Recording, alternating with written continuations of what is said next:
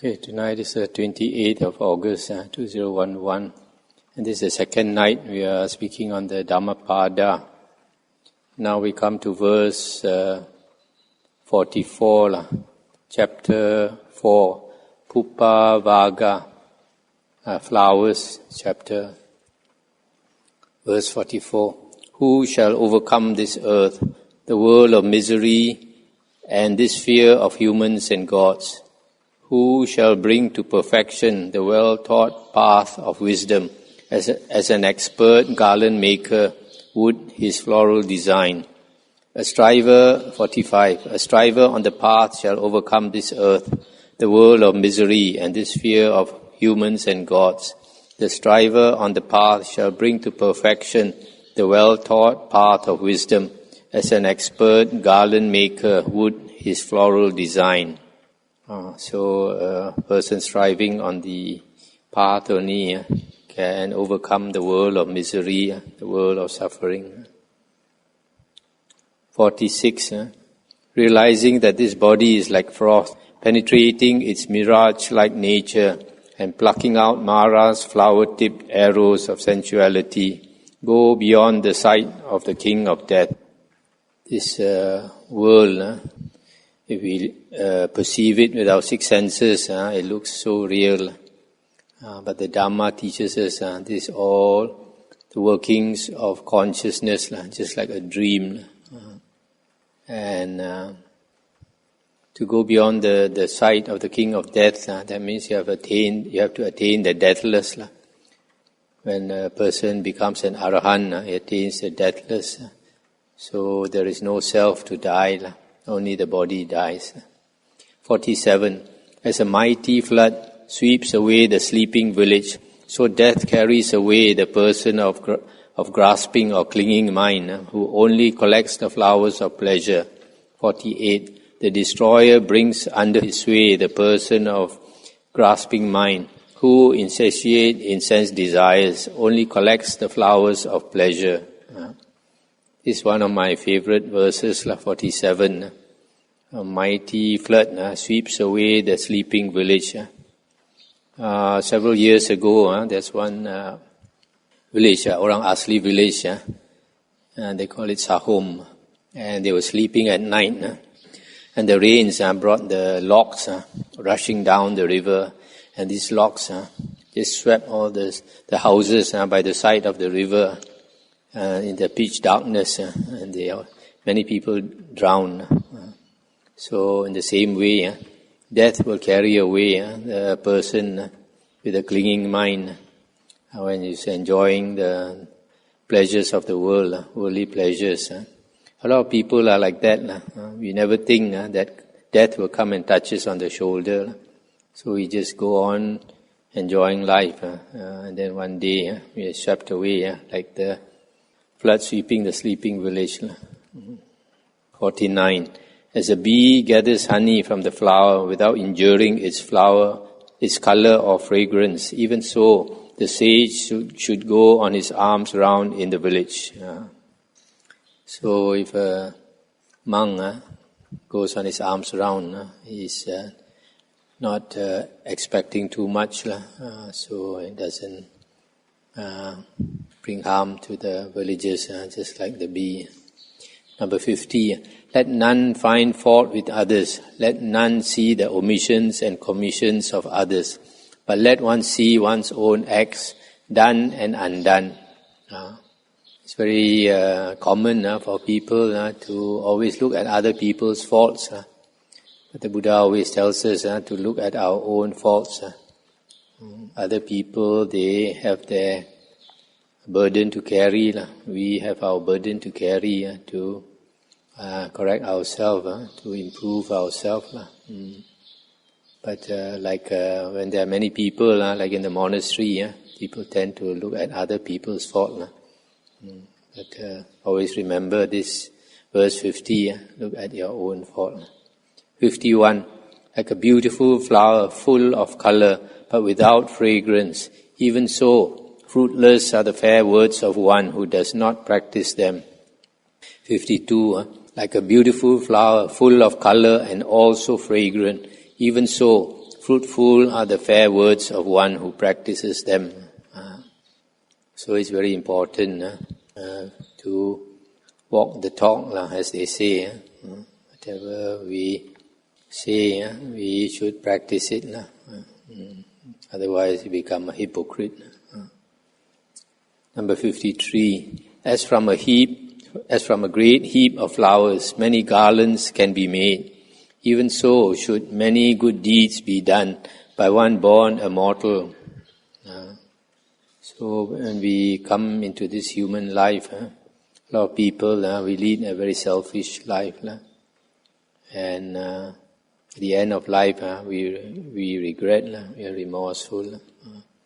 Good life is one where we not only benefit ourselves, we benefit as many people as we can.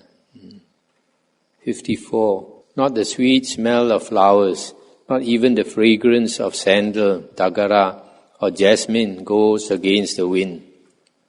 But the fragrance of the virtuous goes against the wind. The virtuous person pervades all directions with the fragrance of virtue. Sometimes we do something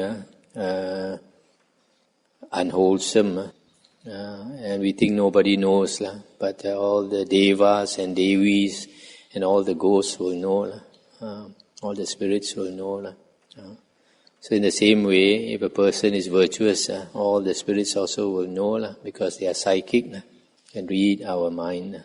So if a virtuous person, that's why the fragrance pervades all directions. All the spiritual beings know. 55. Of all the fragrances, sandal, tagara, blue lotus and jasmine, the fragrance of virtue is by far the sweetest. 56. Faint is the fragrance of tagara and sandal, but the fragrance of the virtuous is excellent, wafting even among the gods. So even the gods also know if a person is virtuous. 57. Mara never finds the path of the truly virtuous, who abide in vigilance and are freed by perfect knowledge. If a person is freed by perfect knowledge, that means he becomes an arahant. So when he passes on, then the consciousness stops. Then Mara will try to find where the arahant is reborn, but he can never find, because the consciousness of the arahant doesn't take rebirth. This is found in our suttas. I think there were 2 arahants who passed away, and different times. And the Buddha went to see, and then after that the Buddha told his disciples, "You look in the distance, a black cloud flying here and there." And they say, "Yes, they see." And then the Buddha said, "That is Mara trying to find the consciousness of the arahant." But the Buddha said he can never find, because the consciousness has stopped. 59. The consciousness has stopped means the dream has stopped, the dream of life. 58 to 59. As upon a heap of rubbish in the roadside ditch, blooms a lotus, fragrant and pleasing. Even so, on the rubbish heap of blind worldlings, the disciple of the Supremely Enlightened One shines resplendent in wisdom. Another example the Buddha gave is like in a pond, lotus. Although the lotus takes root in the mud, but the flower goes above the mud, goes above the water, and blooms.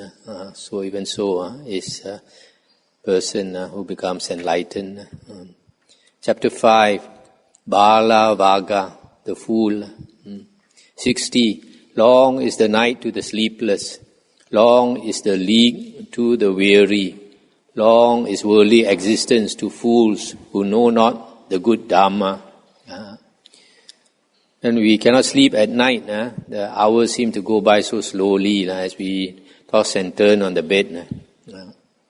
So when a person is tired also, the league here in Pali is the yojana. It's supposed to be 10 kilometers distance.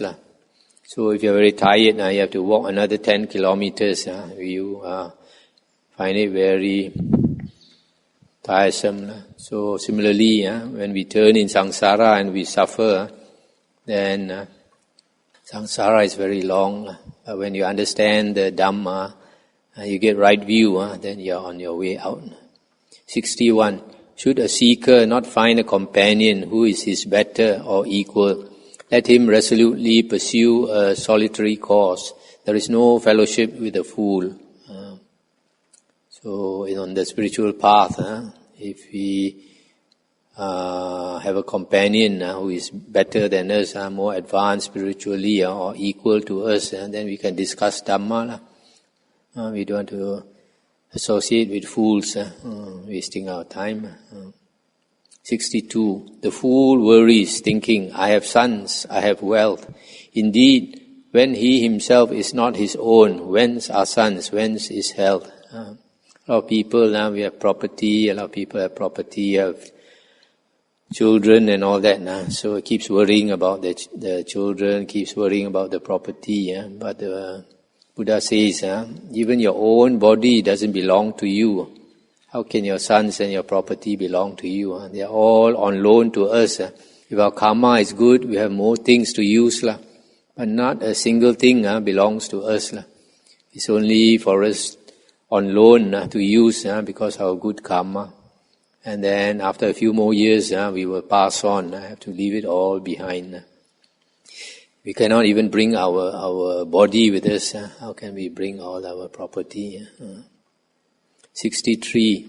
A fool who knows his foolishness is wise, at least to that extent. But a fool who thinks himself wise is called a fool indeed. Some people, they are not so smart. At least they acknowledge they are not so smart. But the big fool is the one, he doesn't realize that he's a fool, but everybody sees that he's the biggest fool. 64. Though all his life a fool associates with a wise man, he no more comprehends the Dhamma than a spoon tastes the flavor of the soup.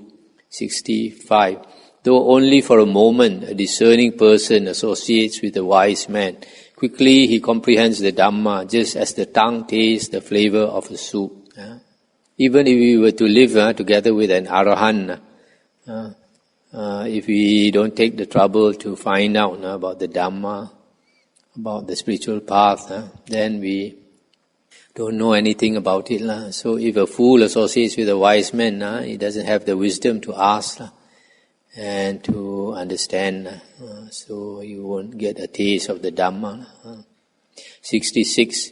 Fools of little wit are enemies unto themselves as they move about doing evil deeds, the fruits of which are bitter. So as I mentioned before, we are our greatest enemy if we do unwholesome deeds. But if we practice the Dhamma and do wholesome deeds, we are our best benefactor, our best friend. 67. Ill done is that action which, having been done, is repented later, and the fruits of which one reaps weeping with a tearful face. 68. Well done is that action which, having been done, is not repented later, and the fruits of which one reaps with delight and happiness. If we do something wrong and we regret it, because we have a conscience, every one of us have a conscience, but sometimes because of greed, hatred and delusion, we refuse to listen to our conscience. But even though you refuse to listen to the conscience and do unwholesome action, the day will come when you realize that you did wrong and you will regret. But if you did wholesome action, then you'll always be happy that you did it. 69. So long as an evil deed has not ripened, the fool thinks it as sweet as honey. But when the evil deed ripens, the fool comes to grief. So when we do evil, we think nobody knows and we enjoy it. For example, cheat people, commit adultery and all that. And we are enjoying the fruits of it. But when the vipaka comes, the karma ripens, then we have to pay with interest some more. 70. Month after month, a fool may eat his food with the tip of a blade of grass, but he is still not worth a 16th part of those who have comprehended the Dhamma. This eating food with the tip of a blade grass probably refers to the austerities, the ascetic practices of the external sect ascetics during the Buddha's time. The Buddha says all that not worth at all compared to those who comprehend the Dhamma. Comprehending the Dhamma, there are many various levels. If you attain the vision of the Dhamma, then you become an Arya. 71. Truly an evil deed committed does not immediately bear fruit, like milk that does not turn sour at once, but smouldering, it follows the fool like fire covered by ashes. So sometimes you do an evil deed. Some people, they don't see the result immediately, and so they don't believe in karma vipaka. But at the end of life, and then they know. So even if they don't pay for it at the end of life, sometimes a few lifetimes later, they still have to pay for it. 72. To his own ruin, the fool gains knowledge, for it cleaves his head and destroys his innate goodness. This knowledge is worldly knowledge, nothing to do with the Dhamma. Some people, they have knowledge. The more they learn, the more arrogant they become. So harms himself. 73. The fool seeks undeserved reputation, precedence among monks, authority over monasteries, and honor among householders. This refers to a monk, a foolish monk who wants fame, wants seniority and honor, etc. 74. Let both laymen and monks think that it was done by me. In every work, great and small, let them follow me. Such is the ambition of the fool. Thus his desire and pride increase. This similarly is about the foolish monk who wants recognition, who wants fame and all that. 75. One is the quest for worldly gain, and quite another is the path to Nibbana. Clearly understanding this, let not the monk, the disciple of the Buddha, be carried away by worldly acclaim, but develop detachment instead. So here it's talking about the monk. Sometimes monks wear the robe and they forget that the duty is to practice the spiritual path. They get carried away by fame. And then there are some monks, they do a lot of worldly things. Now we come to chapter 6, Pandita Vagga, the wise man. 76. If one finds someone who points out faults and who reproves, one should follow such a wise and sagacious person as one would a guide to hidden treasure. It is always better and never worse to cultivate such an association. 77. Let him admonish, instruct, and shield one from wrong. He indeed is dear to the good and detestable to the evil. This one, if you can find a teacher or somebody who can point out your fault, the Buddha says, don't go away from him. As for monks, the Buddha said, if you find a teacher can tell you your faults and correct you, then until the end of your life, you should stay with him. But people who don't want to change, don't want to admit their wrongs, they detest such a person who points out their faults. Sometimes you see in everyday life, you see some people, they have some fault. You try to be good, you try to tell them their fault, and they get angry. Why? Because they never look within. They always look outside. Never look at themselves. Always look at other people's fault. Never see their own fault. So when you tell them, they get angry because they don't believe it. Their eye is turned outside, never turned inside. 78. Do not associate with evil companions. Do not seek the fellowship of the vile. Associate with good friends. Seek the fellowship of noble persons. This one, the other time we went through the Khuddaka Nikaya Sutta. What's the name? Sigalovada Sutta, talking about good friends and false friends. But the best friend is a noble person. Arya. 79. One who drinks deep the Dhamma lives happily with a tranquil mind.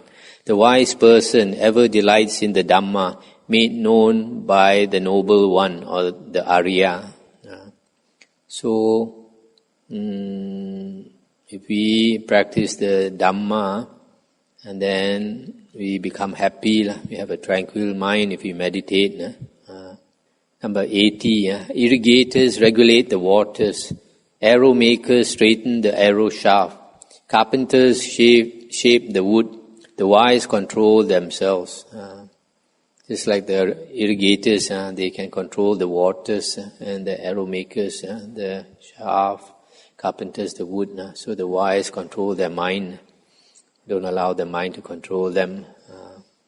81. Just as a solid rock is not shaken by the wind, even so the wise are not affected by praise or blame. If a person is affected by praise and blame, then he is still very worldly. If you are intent on the Dhamma, then don't bother whether people praise you or blame you. 82. On hearing the teachings, the wise become perfectly purified, like a lake deep, clear and limpid. That is, if you put the Dhamma into practice also. 83. The good renounce everything.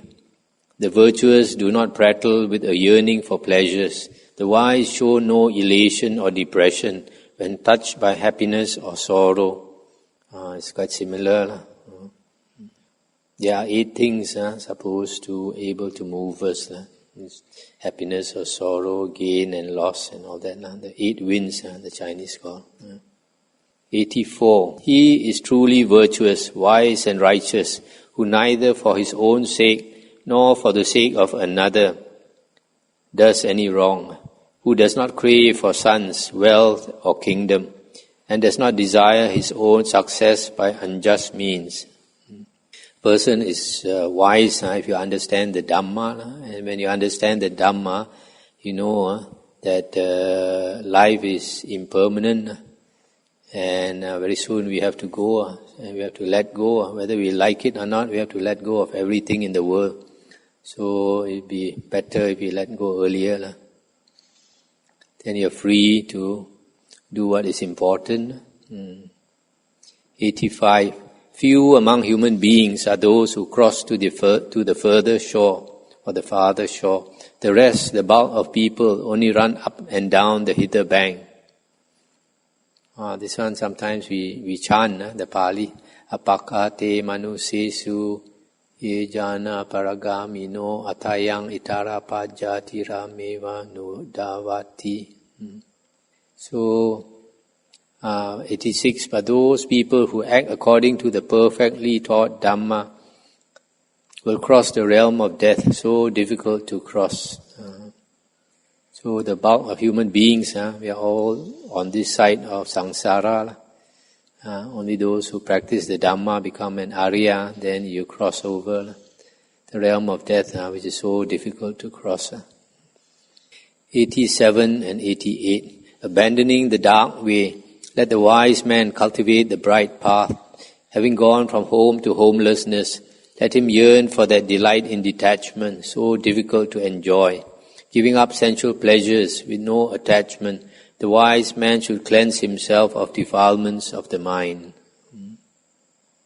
When a person goes forth into homelessness, there is a lot of difficulty, but most of this difficulty is physical suffering.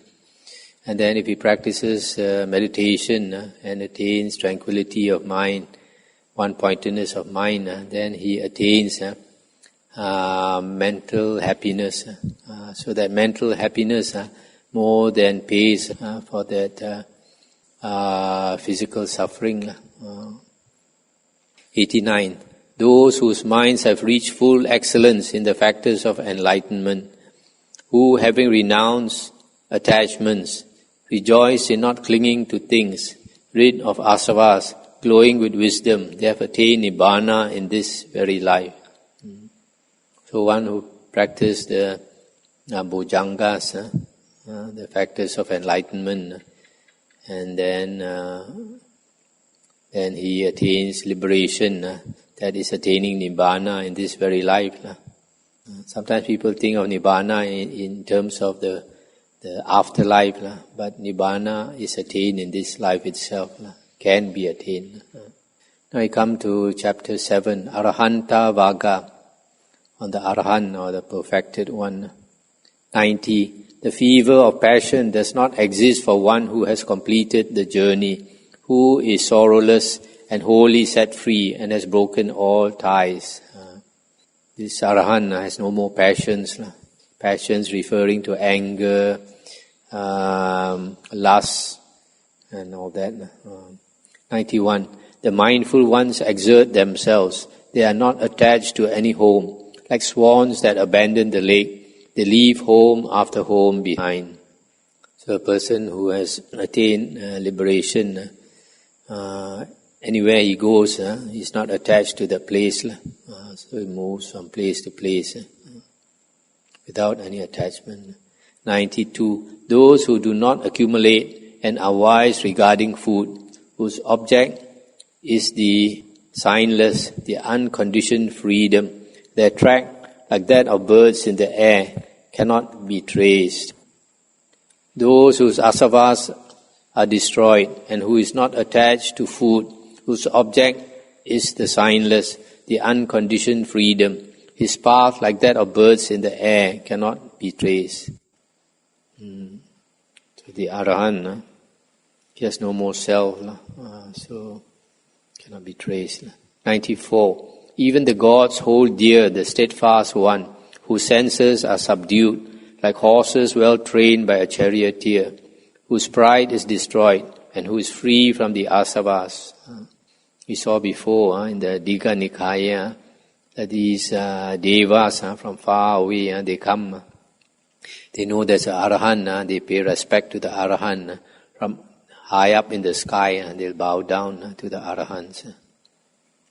95.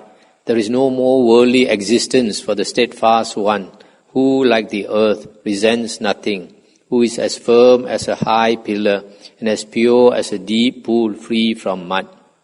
96. Calm is his thought, calm his speech, and calm his deed, who, truly knowing, is wholly freed, perfectly tranquil and steadfast. This one refers to the Arahant. Like the earth resents nothing. This earth, in the sutta, the Buddha says, if you spit on the earth, it's not, the earth doesn't feel anything. If you burn the earth also, the earth doesn't complain. So in the same way, Arahant is unmoving. 97. The man who is without blind faith, who knows the uncreate, who has severed all links, who has destroyed all causes, and who has thrown out all desires, he truly is the most excellent of men. This also refers to the Arahant, who knows the uncreate. 98. Inspiring indeed is that place where Arahants dwell, be it a village, a forest, a vale, or a hill. Wherever Arahants dwell, that place is peaceful, according to, I think, another sutta. 99. Inspiring are the forests where worldlings find no pleasure. There the passionless will rejoice, for they seek no sensual pleasures. In the forest, where the animals abound, you don't have the normal things that human beings enjoy, worldly pleasures. So worldly people don't like to go to such a place. But those on the spiritual path, they like such quiet places.